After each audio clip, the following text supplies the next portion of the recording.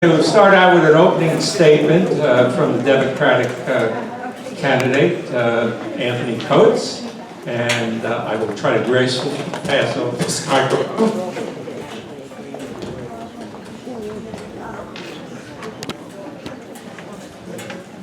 Let me say, Sid, whatever you saved on those $2 pens, you could have used on the microphone.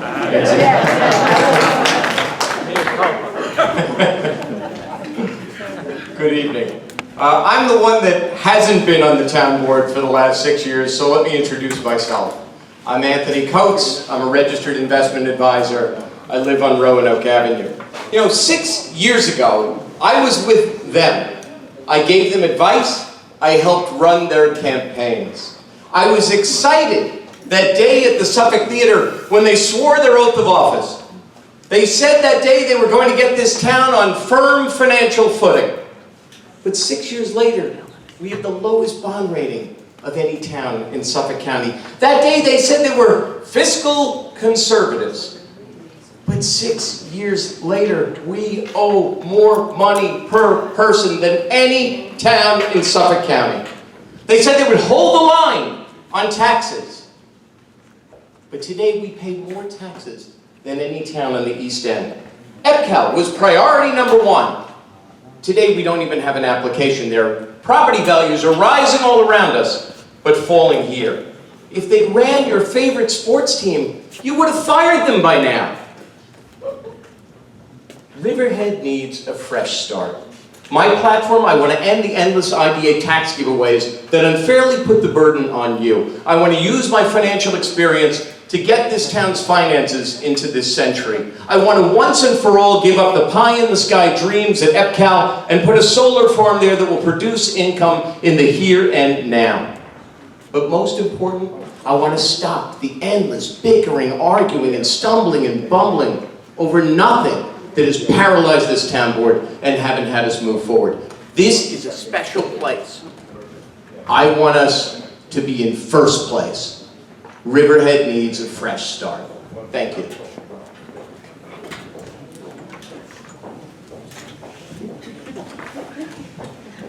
that for me? Can you all hear me if I speak like this? Yes. All right. So, I want to thank the Sean Walter running for Riverhead Town Supervisor. I want to thank the Calverton Wading River Civic Association for inviting me here today. And I'm thinking about what it means to run for supervisor. And it comes down to a couple things, because I'm looking at my opponents at the side, sitting to my side, and I'm thinking about character. I'm thinking about character as defined by the way you conduct yourselves when nobody's looking. I'm thinking about this election isn't really about solar versus Illuminati airspace as much as it's about integrity, character, and honesty. And I'm not saying that I'm perfect, but I'm saying when I go to vote on a piece of legislation, I don't really care what Mason Haas has to say about the legislation. I'm going to vote for it. I'm not really concerned about what the Republican or the Democratic leadership says. I'm going to do what's right for the town. The kind of integrity, you simply know right from wrong. You stop making excuses for yourself. You own up to your mistakes. If you have a building that you didn't get permits on, you get the permits. You get the CO. You file for your inspections. You pay your federal taxes. You pay your town taxes. And you know what, Mr. Coates, you also don't stab one of your best friends in your heart after he saves your life. I said it's not rocket science. It's called integrity and it's called character. And I'm not saying I don't make mistakes along the way, but the reality is we learn from the mistakes and we move forward. And we move forward as a team. I'm a Rotarian, a Riverhead Rotarian, and there's a 4-part test, and this is something how I try to conduct my life. The first part of the test is it the truth? The second, is it fair to all concerned? The third, is it build goodwill and friendships? And the fourth, is it beneficial to all? I say to you that that's what you should expect from your supervisor. All right, Jody. Good evening, my name is Jody Giglio. I'm a councilwoman for the last 6 years and I'm running for town supervisor. I'd like to thank the Wading River and the Calverton Civic Association for putting this forum together tonight. Some elections have low turnouts, but not in Riverhead, because you care about the town and so do I. I'm happy to see people taking an active role in government. We care about the future of our community, and it's been great talking to you about the issues. You show up at the public hearings and it's great to hear your input, and I consider every word that you say. I'm hoping to have a good debate tonight, focused on the issues that taxpayers care about most. Politicians sometimes dance around the issues. I think it's important to put in black and white exactly where I stand. Where I stand on taxes, quality of life, and EPCAL. We need a leader who can bring people together in order to provide services without raising taxes, who cares about quality of life issues, and can create the much needed jobs and tax base at EPCAL. I am prepared to be your leader and hope to have your support on election day. Taxes are too high. I will not support a budget that is asking taxpayers to dig in their pockets for another 5%. As a parent with 3 kids, a house, and all the expenses that come with it, my husband and I both work too hard, and we can't afford to pay the government more and more each year. Solution: as a business person, I will create efficiency in the departments and utilize every employee the best possible way that they can be utilized. I will work with my board on every entity seeking to do business with the town and come up with the best possible plan. We must upgrade our computer technology to provide better transparency and access to information for both the employees and the public. We are faced with several challenges with our quality of life. We have overcrowded houses and not enough code enforcement. I will free up staffing in my office and hire more code enforcement officers. Overcrowded houses, zombie houses, drugs and gangs affect our property values and taxes. It's a burden on the school district, police department, and emergency services, hospital, and library. I support Riverhead PD and will not support our PD to give them up to Suffolk County. I support giving them the tools that they need to safely and effectively do their job. Okay. Yeah, please. All right, first question. Do you agree with the view that Riverhead is fast approaching what is likely to be the perfect storm of fiscal crisis? Jody? I have voted no on millions of dollars in spending over the last 6 years that I've been in the office. I voted no on replacing positions that I didn't think that needed to be replaced if we created better efficiency in government.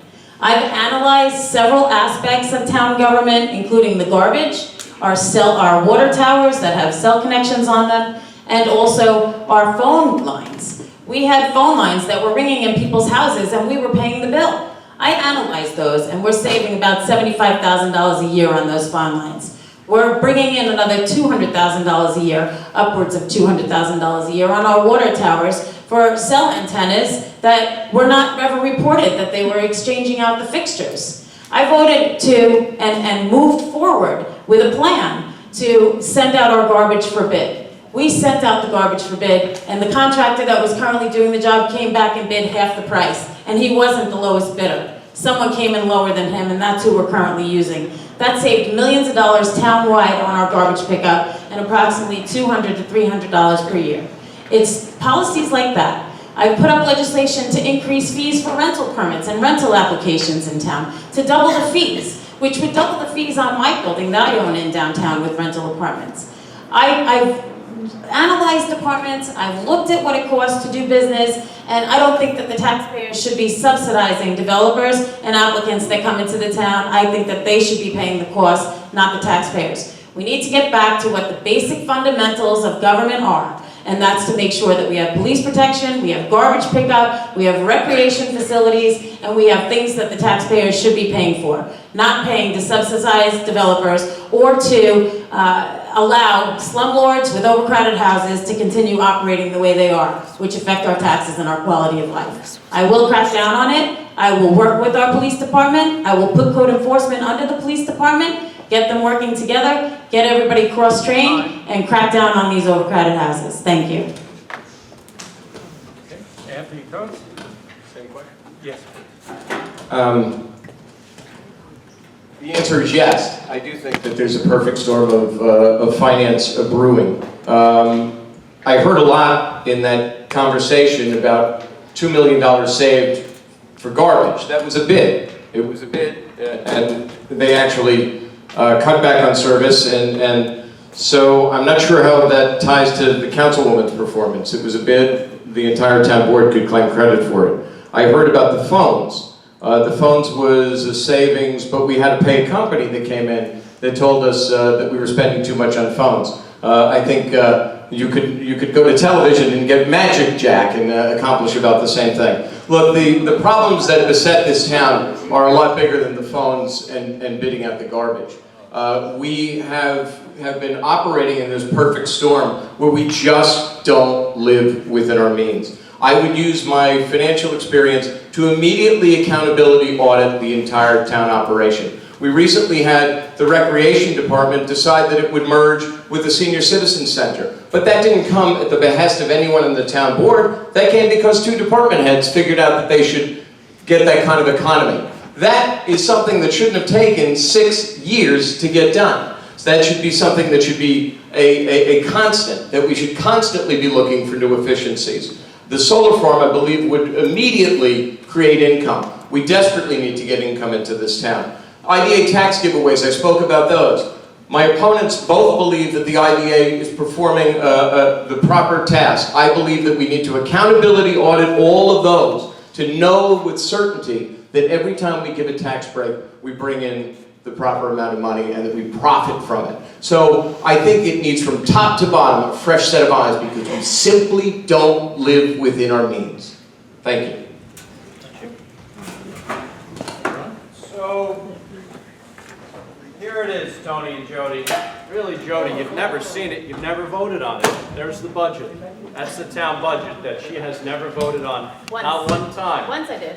No authorization, no changes, no amendments. The garbage contract speaks for itself. We had to rebid it. We are not headed for a fiscal cliff. The reality is this. The town of Riverhead, there's 3 ways to correct the budget problem. The first is you grow your way out of the budget problem. The second is you save your way by cutting expenses out of the budget problem. And the third is, yes, you raise it to the limit of the town budget to the limit of taxes. So we employed all 3 facets. With Mr. Coates, we decided that we would do all 3 things. There's no other way to fix it. We took office, there was a 12%, $5.7 million budget deficit. It was a race. It was a race to grow the economy of Riverhead, bring the taxes up to the tax cap, and cut 10 to 12% of the employees of the town. And I'm happy to say, that document sitting in front of the councilwoman, who has still yet to offer an amendment to it, is balanced. It took 5 years. And yes, it is a 4% tax increase. I'm not going to run away from that. The tax increase in 2010 would have been 20%. We brought it to 4%. You can thank all of the different things that we've done to bring that to 4%. But it isn't because we spent the money. The town was running up debt left and right. We ran the town budget. You've heard me say this 100 times, like a giant credit card where we pay the minimum balance. We no longer do that. We pave our roads within our general fund budget.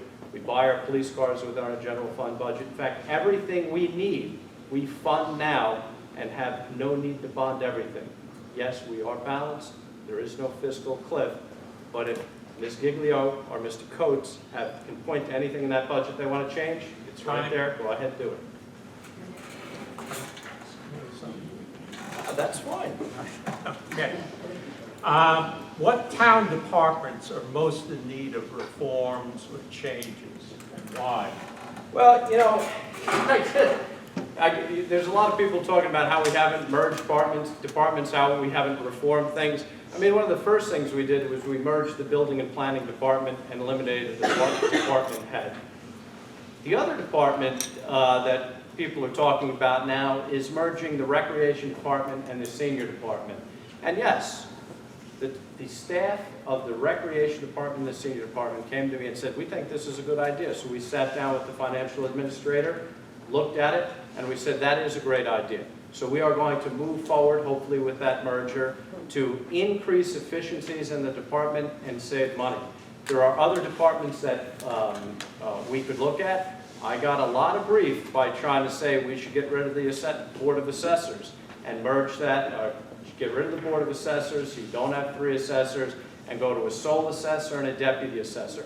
That one thing saves the town $100,000 a year. There's always room for there's always room to increase your efficiencies, and we look for that in every single place that we can. Buildings and grounds, the highway department, we talked to the highway department about plowing our roads. The highway department has 35 men and women that plow our roads, keep everything in good shape.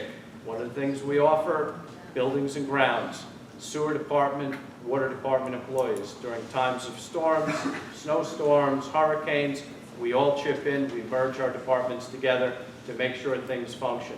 So yes, there are things that we have done, there are things that we are going to continue to do, and by God's good grace, if I get reelected, we will continue the good work that we've started. Thank you.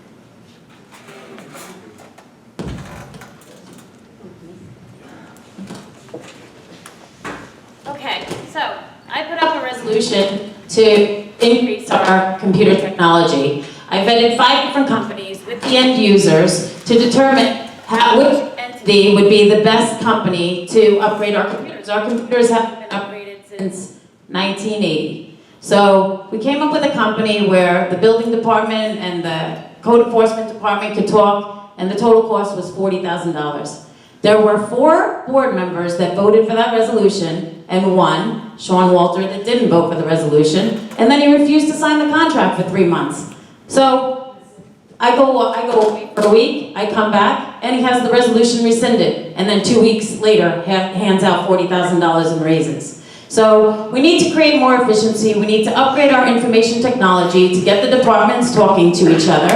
Our code enforcement needs to be connected to the building department needs to be connected to the assessors. We're wasting a lot of time running from building 1 to building 2. We're playing telephone, like back in the old days. We need to upgrade our information technology, and as we add departments, it's another $15,000. It's another $15,000. There were 4 files in the drawer that permits had expired for 4 years. Those were $10,000 per permit.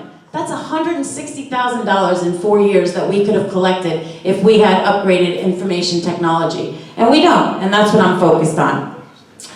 When the supervisor talks about the budget, I did vote for the budget once when he promised to stop rating the sewer district and the water district to the tune of $800,000 a year for each district, special district, and he didn't do it.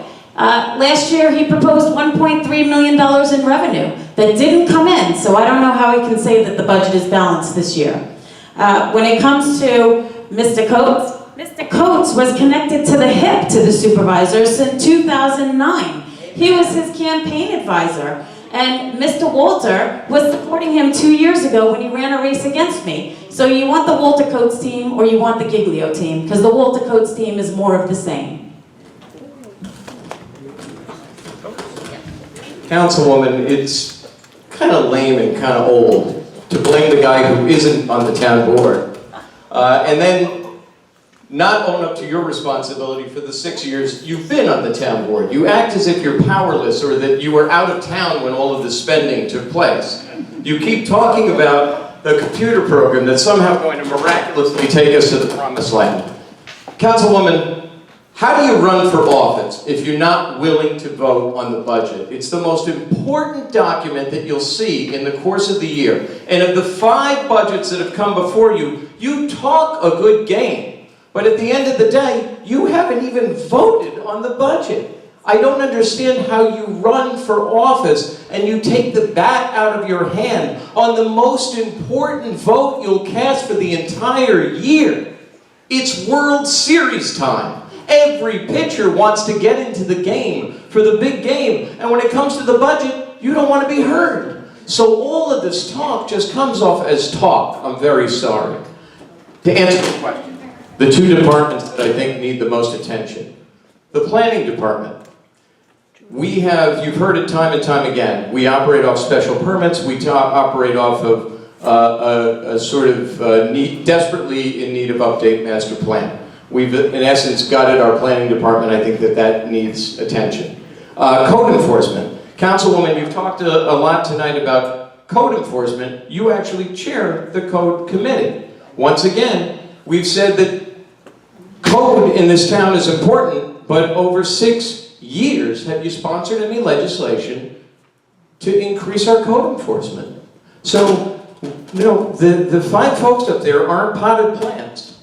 They're supposed to be providing leadership. And I don't understand how you can cry about something that you could have changed and chose not to. Thank you. This next question is directed to Mr. Coates, but naturally, We can weigh in. It says, can you please explain the $9 million of solar revenue at EPCAL has been written about in the news review? I can. Yeah. There was a transaction that was on the supervisor's desk in response to a LIPA RFP a few years ago.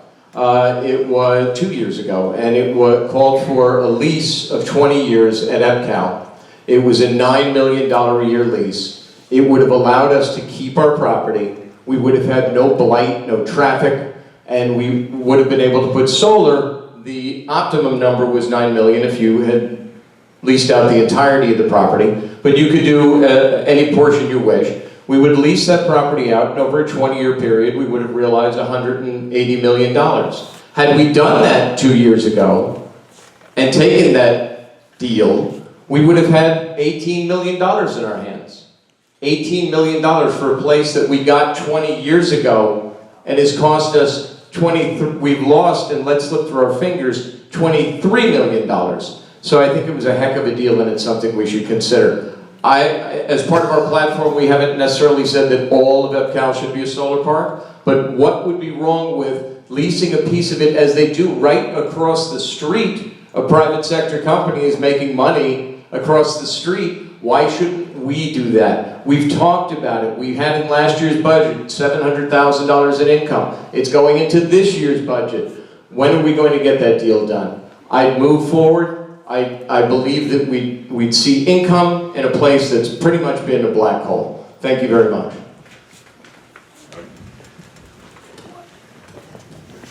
Okay, so I haven't seen a deal for somebody to come in and put solar on the 600 acres at EPCAL. But the deals that we have seen have been 10,000 an acre is what the solar companies are willing to pay. And they have to tie into a transformer, or they have to tie into a grid. They have to have lines that actually get the power from EPCAL to a substation. And we don't have an adequate substation for that. So that has to be built. So there's a lot of things when it comes to that. And to me, it's just political rhetoric that, you know, $9 million is what we should have gotten or what we could have gotten, when there's never been a deal that's been presented to the board for all 500 or 600 acres.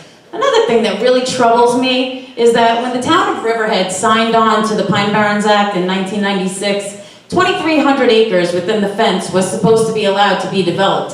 450 acres were given to the environmentalists for a core area that was to be preserved. The supervisor and Mr. Coates came back with a plan that said that we could only develop 600 acres. So as far as I'm concerned, there's 1,800 acres that are still sitting out there that should be developed and could be developed for $100,000 an acre, and there's your $180 million, Mr. Coates, not the solar. Okay, so let's go back. Let's start with Councilwoman Giglio. The first thing, let's talk about the subdivision. The reality is this is another example why she cannot be town supervisor. 2,300 acres. We sat with all the environmentalists, all the stakeholders, the DEC, the Department of Transportation, and everybody involved, and we came up with a maximum build-out of 600 acres. You know what that maximum build-out represents? It represents something like 10 million square feet and 10 to 20,000 people working at EPCAL. It's big. It's humongous. That 600 acres is almost half the size of the Hot Dog Industrial Park. We got it. We're there. We have what we need. We don't need the rest. I'd love to have had it, but we couldn't move it on our roads. But here's something very interesting, because the councilwoman says she doesn't know about the $9 million. I happen to remember that she had meetings with the principal of the firm that was offering the $9 million, and that's a mistake. But let me go back to something else. Why are we talking just about solar? The town has a lease out for solar at this point for $750,000 an acre. The councilwoman, $750,000 a year. The councilwoman's correct. The reason it hasn't been finalized is because of the substation hasn't been built by Lightlight. So nobody's doing any solar right now until that subdivision is built. We're trying to attract them to town hall, to EPCAL. But let's talk about Illuminati Aerospace. Solar brings no jobs. It will bring tax revenue. Illuminati Aerospace is going to bring high-paying tech jobs to Riverhead. They've already bought the property. They're already advertising for engineers and architects and CAD designers. They're buying property throughout Riverhead left and right. Illuminati Aerospace is the future of EPCAL and the future of the town. Solar's great, and we will use part of the property for solar, but Illuminati and aerospace are the future. I'll give this question to you. Me? You. I'd love to have it. Oh, well, okay. I'm excited just the same. Okay. Is it the responsibility of the supervisor to share all information at their disposal with the town council? You know, that's an interesting question because there are things that come across the supervisor's desk all the time. And in order for the supervisor to share every piece of information, the council would have to be there at all times. The reality is the supervisor is one member, and which they're not, and I don't begrudge them that, but they're not there. So the supervisor is 20% of the town board. There is nothing, whether it's the lease of the solar farm, the Illuminati Aerospace, buying a new computer program, there's nothing I can do without 4 board members. So the supervisor is always the point person. You get all the blame, you get all the credit, but you get all the information. And we disseminate the information out to the town board. There's a lot of information out there that, you know, some things that the council hears that projects they work on, and when the projects are done, they bring them to the town board and we move them forward. Things the supervisor works on, when they're ready, we bring them to the town board and move forward. But we move forward by getting 3 votes. So there's no thing that the supervisor's office or the council can hoard by themselves and keep by themselves because they are powerless to do anything without 3 votes. So what we do is we each work on our projects. I'm working on the Illuminati Aerospace. We're finishing up the subdivision, which has slowed a little bit because of Illuminati. In the end, we bring it to the town board. We vote on it. I'm happy to say in the beginning the councilwoman voted for the subdivision, but subsequent votes have been against the subdivision. That's her right. But the right of the public to move things forward rests with the 3 board members that vote for a particular item. So you're successful as a council person or a supervisor by moving your project forward and getting 3 votes. No person can keep all information and move a project without 3 votes.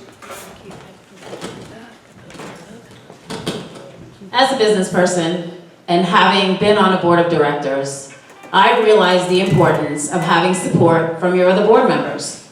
If I'm proposing a project, if I'm proposing a resolution, if I'm proposing doing anything, I discuss it with my board members. I've already discussed with my board members changes that I'd like to make to the budget this year. And that includes cuts. And not cuts from the union, but cuts from the higher ups, because I feel like the town is top heavy. With Illuminati came, it was a private transaction between a private property owner and a private buyer. They came in, they said, this is what we want to pay this, and we need this. And it was agreed to.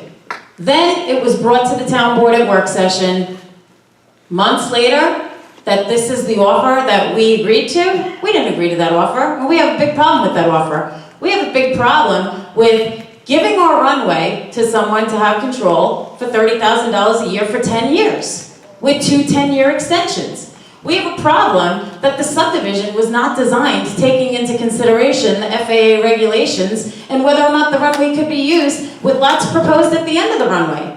Now Illuminati is saying that we have to eliminate those lots at the end of the runway. And you know what? There's acreage that's down the tubes. But I have a solution because I want to work with Illuminati and I want Illuminati to come. The supervisor, or Sean Walter, complains that, or says that it's a $250 billion a year company that's coming here. So why are they paying the same rate that Skydive Long Island has been paying for the last 10 years? And Skydive Long Island is only seasonal. This is gonna be a year-round use, it's gonna be control of the runways, it's gonna be 30 years, folks. And I think that the taxpayers are getting shortchanged. I think we should be getting a lot more money for that runway. If we were to put that runway out for an RFP for people to come and bid and say they want to use the runway, I'm sure we could get a lot more than $30,000 a year. So deals are made without the town board knowing about it, and then it's presented to us saying, this is what we're going to do. And I tell you, there's a couple of board members that think that we could renegotiate it and get a better deal for the taxpayers of the town. That's who I work for, the Riverhead taxpayers. And that's what my business is, and my company that I work for is the Riverhead taxpayers. As a business person, I'm looking to get the best deal for you. So I think it's very important to be inclusive and to include all your board members in decision making. I've spoken to Jim Stark over the years, who told me that if he was ever going to do something, he was on the phone with all of his board members saying that this is what I'd like to do. And he was gaining support, and he was working with his board, not unilaterally. Thank you. Of course, a supervisor or any chair of a board should always seek input from their fellow board members. That goes without question. I think that there's a little bit of a dance that's been played with the current board that somehow all blame resides with the supervisor. I think it was a former supervisor of Southampton, Fred Thiel, who said, you have one of the 5 votes, but you get all of the blame. I think the current board has hidden behind the supervisor whenever they haven't done their own homework. Councilwoman Giglio has talked a good bit about all sorts of interesting legislation she has, but says, well, I can't get 3 votes. Government is about getting 3 votes. Government is the majority business. You need to make a majority. So what difference does it make if you have an idea that you can't sell to your colleagues? Or they reject out of hand. So passing legislation is what it's all about. A supervisor has 1 vote. They have to share all information. They're the administrative focal point. It's like a car, is that it's a bunch of spokes running to a center, and it runs back out to the spokes. This board has complained, muttered, argued, and not offered solutions often about things that they haven't gotten done. You've heard a lot of it tonight. I have a different vision of what a supervisor does. A supervisor gets consensus and gets things done. I think that tonight you've heard a lot about idle ideas, but you haven't seen them enacted because they just didn't have meat. Thank you. This is the last question before the closing. Can we get a round of applause for that? We'll vote on it. Some residents feel that Riverhead neglects and unevenly enforces its town code. What, if anything, should be done to improve code enforcement in Riverhead? Well, first of all, I totally agree with the premise of the question. I think that we have been spotty about how we enforce our code. It seems that we also have a situation where we operate way too much on special permits. And I think that's something that needs to be addressed also. But let me give you an example, a concrete example. My teammates and I, Neil and Laura, held a press conference when we announced our candidacy. We talked about some of the hot spot bars around town that have really been problem areas for crime. And we said that rather than wringing our hands and saying there's nothing we could do, we could enforce the code at these places. I understand that if you want to shut them down ultimately, that's an act of the SLA. But we can enforce our code and do it diligently and put a dent into these places. Well, remarkable. Days later, Sabor Latino and Royal Dorado were 2 places that felt the sting of the town's code enforcement. It's amazing how code enforcement can be tough when it wants to be. I think that's something that we need to add resources to. I agree with what was said about having code enforcement become aligned with the police department. And I believe that we have much, much more we could do to use this as a tool to change the town. so over the years, including last year, I proposed almost $600,000 in cuts. Years before that, I proposed other cuts. The supervisor cut fire marshal out of the code. When it came to public safety, I wasn't supporting out of the budget. I wasn't supporting a budget that removed a fire marshal. I felt that it was important to keep the fire marshal in there. You know, when it comes to code enforcement, it's very important. We have 2 code enforcement officers that work from 8:30 in the morning till 4:30 in the afternoon. So when do you think all the bad stuff happens? Maybe over Columbus Day weekend, a 3-day weekend? Maybe between the hours of 4:30 and 8:30 in the morning? Maybe in the afternoon between 4:30 and 8:30 at night? I think I'm going to cut back on staffing in my office to $100,000, and I'm going to hire more code enforcement on a part-time basis. And with that money, I'm also going to buy the computer software program that I need in order to better efficiently run the government and to have access to information for all the employees so they're not wasting time running around from building to building trying to get information. I think it's important to have code enforcement. I think our overcrowded houses, like I said in my opening statement, affects our school district, our police department, our emergency services, our hospital, our libraries. We have overcrowded houses. Riverhead's known as a sanctuary city, and Sean Walter has said that he supports it.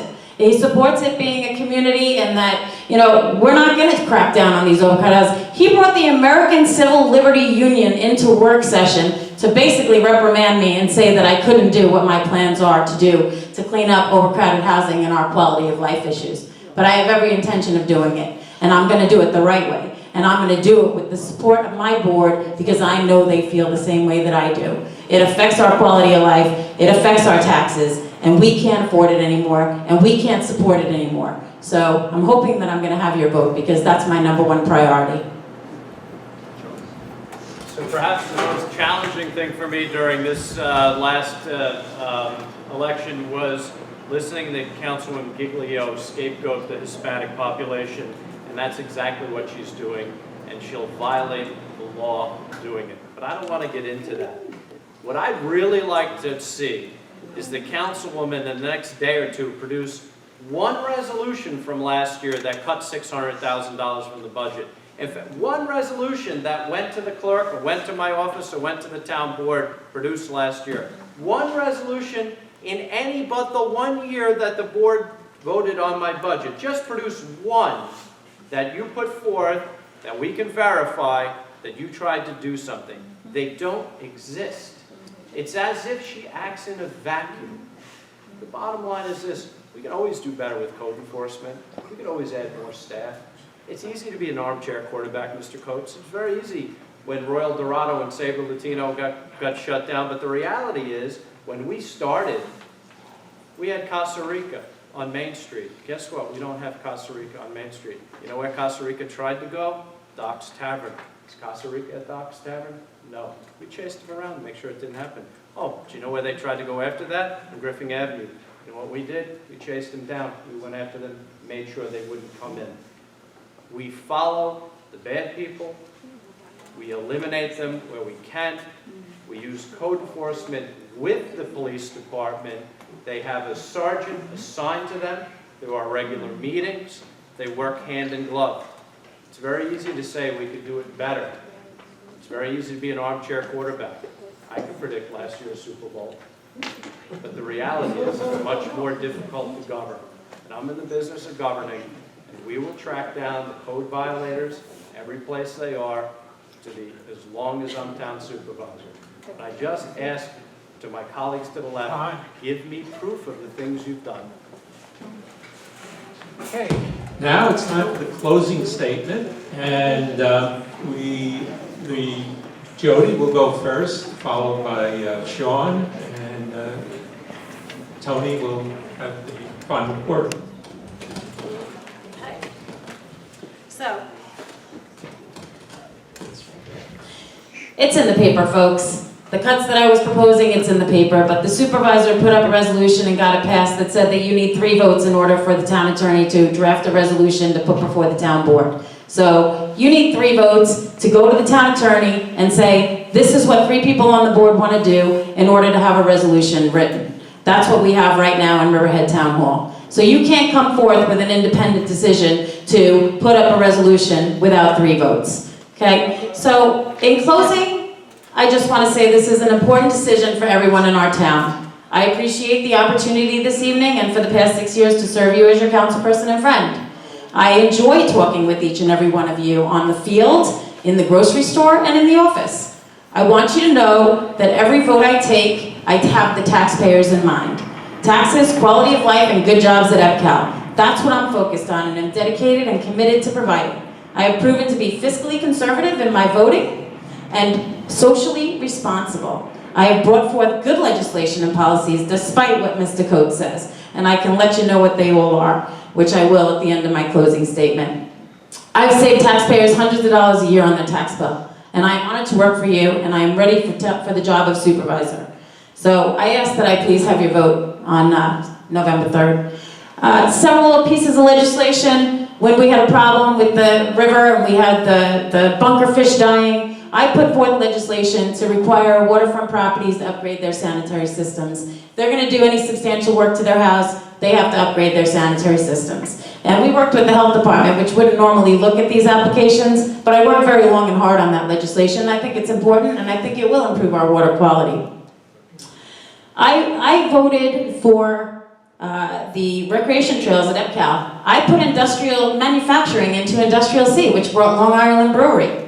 There's several other things that I've done in the past 6 years, and I do it for the people, not for me, not for anybody else. I do it for you, and nobody can take that away from me. So please, may I have your vote on November 3rd?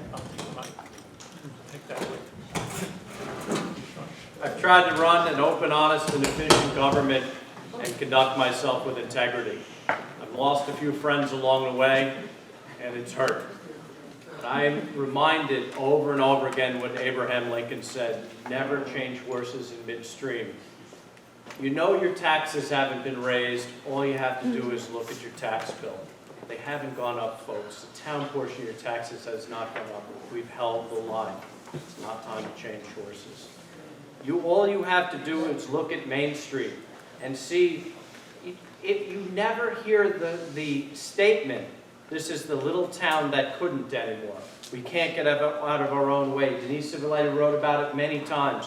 You don't hear that anymore. This is the place where people want to be. You see the excitement on Main Street. Could it be better? Absolutely. Are we done? No. We're midstream. It's not time to change horses. The EPCAL subdivision. It is the single biggest thing happening in Suffolk County right now. Do I wish it were done? Of course I wish it were done. Is it the most complicated subdivision going on right now in Suffolk County? It's the most complicated subdivision going on in New York State. It has to get done. It's not time to change horses. I sat in Turquoise with my wife a couple weeks ago, and I looked out at the things we've done, and I said, you know what, we've made a difference. My staff, the town board, Councilwoman Giglio included, we've made a difference in this town. We're not done. It's not time to change horses. I ask for your vote on row C, November 3rd, and I hope that you'll continue to put your trust and confidence in me. Thank you. Thank you very much for having me this evening. You know, this is my favorite time of the year here. This is the time that I love Riverhead the best. You know, the air is crisp, the leaves are changing. It's when you I guess we got a lot of people from New York City, but this is the time when you really know how much you love this town. And I'm running because I love this place and I want to see it do better. They've been in charge for the last 6 years. So what's their legacy? We're the East End's most indebted town. We're the East End's highest tax town. When they took office, they had $10.5 million in surplus. Today, that's all gone. Wall Street told us we're not doing the job right when they gave us the lowest bond rating of any town in the county. Main Street is feeling the effects because property values are stagnant and going backwards here. Two good people, but the plan isn't working. There are 2 board members also with equal votes. Now, to the supervisor's credit, he's resolute. He says his plan is working. He believes. If you think the town is on the right course, you'll vote for him. Councilwoman Giglio, as I said this evening, she would lead you to believe she's sort of been on vacation the last 6 years. That all these fiscal catastrophes happened while she was away. You've heard her tonight, whatever the issue. She said the other day that the police department, the cars are held together with glue. That would have been a good thing to submit a resolution on.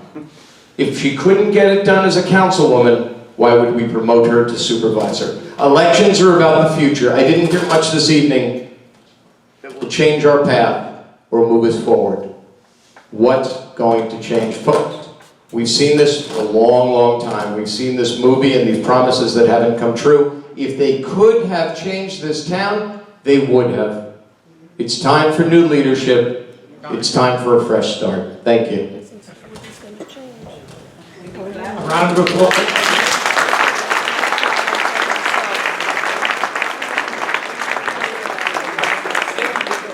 Thank you as always.